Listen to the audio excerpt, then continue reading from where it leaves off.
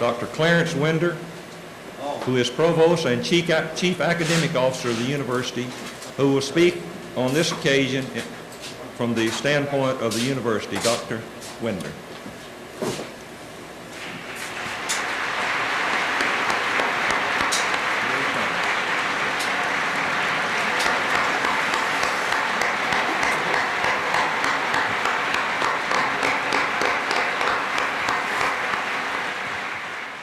This morning, it's my honor to be here on behalf of the university to officially inform the American Society of Agricultural Engineers that Michigan State University has named a major building on this campus, the Arthur W. Farrall Agricultural Engineering Hall. This is in recognition of the extraordinary contributions made by Professor A.W. Farrall during the years when he provided the leadership here, those years 1945 to 1964, and his many contributions since 1964. I know that the American Society of Agricultural Engineers recognizes Professor Farrall, as does Michigan State University, as a national and international pace setter and innovator. Seldom do words serve adequately to convey the significance of a professional career of such distinction. Professor Farrall is a founder of your profession. He is one of the designers and builders of the modern era of this great land-grant university. As is fitting and proper, on June 4th, 1984, the faculty of the Department of Agricultural Engineering here voted unanimously to recommend that their building be named the A.W. Farrall Agricultural Engineering Hall. On October 5th, 1984, the Board of Trustees of Michigan State University concurred and approved that name for the building. Professor Farrall, for all of the contributions that you have made, we thank you most sincerely.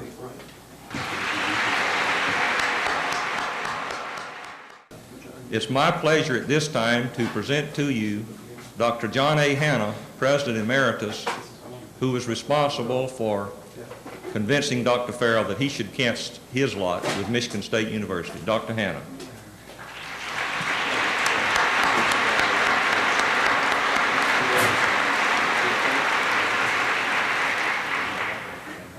It's a great pleasure to be invited to participate in this program this morning. It is thrilling to see that what has happened, what is likely to happen, and to recognize that all of this is due to the leadership of a few people. And one of those people, as far as this university is concerned, was the man that we honor now, Professor Arthur Farrall. I was the new president back in '41, and we were talking about the land-grant universities of the future, the emphasis on people, and the commitment that we wanted this university to become as good as it could become, and recognize that that would be determined entirely by the ability and the competence of the bright people that could be brought together to participate in it. And what we're interested in is tomorrow and tomorrow's tomorrow. And if there are bright people interested in folks, interested in helping people like Arthur Farrall and the others that are here today, America and the world will be much better than it may otherwise be. Thank you.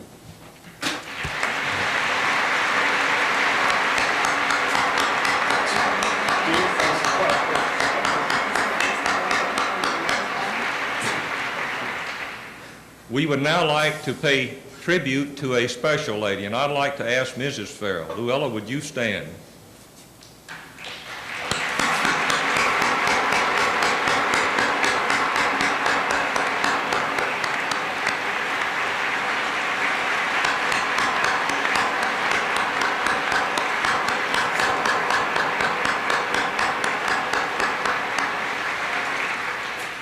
Mrs. Farrell, we present these roses to you simply as a token of our appreciation and love for you because of your special interest in students, both undergraduate and graduate, your interest and support of this faculty.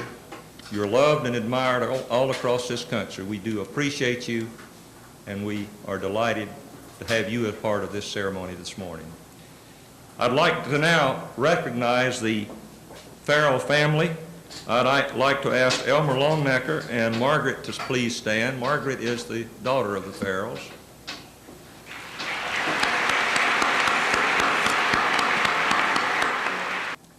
Over the years, my father has certainly achieved and won many awards and many honors, but I don't think there's any that would approach that of today. This really is the pinnacle of his 60-some years as an agricultural engineer. It certainly started a long time ago, and I think the naming of this building particularly is so important to him because the Ag Hall is not just a building that he worked in. This is a building he worked with the architects designing it to make sure it had the facilities that the engineers would need, both then and now. He worked with the construction people. I think every night we made a visit over here as the building was built, making sure the bricks were right and the light fixtures were in the right place. And during that time, he also worked on the staff to increase it and worked on the new curriculum that would help make Michigan State University the leader in ag engineering that it is. And finally, in 1948, it all came together. And from there, of course, you know what happened. And the university's department here became a world leader in the area of agricultural engineering. I asked my father what he thought was most important over these years, and what he said, it was service. Service to the people of Michigan, to the agricultural industry all over the country, and of course, most important, to the students. Because after all, that's the real purpose, is to educate young men and women to be good agricultural engineers. And I think that is probably his proudest achievement are those students. I know many of you here today fit in that category. I can never remember coming home for a visit when he would not take the time to show a clipping or tell me a story about how some student was now the head of his own ag engineering department, or had invented a new machine, or maybe had written a new book. He is very, very proud of all of you. And I think, like all true educators, his greatest joy in life has been to see the students and staff grow and go out in the world and continue to push the frontiers of knowledge ahead. So he can take a rest now and let you do the work.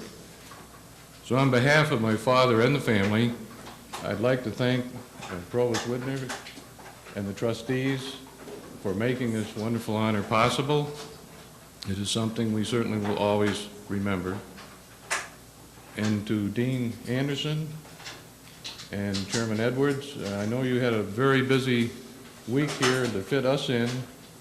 It couldn't have been a nicer thing, because after 61 years of coming to ag engineering meetings, there could be no more appropriate day to have this honor than at this meeting. And Dr. Hannah, I don't know what we can say about you. You're the one that really made all this happen. If you hadn't shared in my father's visions in 1945, and you hadn't gone and fought the battle with the legislatures and the trustees to get the money to do it, none of this could have happened. So So we certainly owe a great deal to you. And with that, thank you.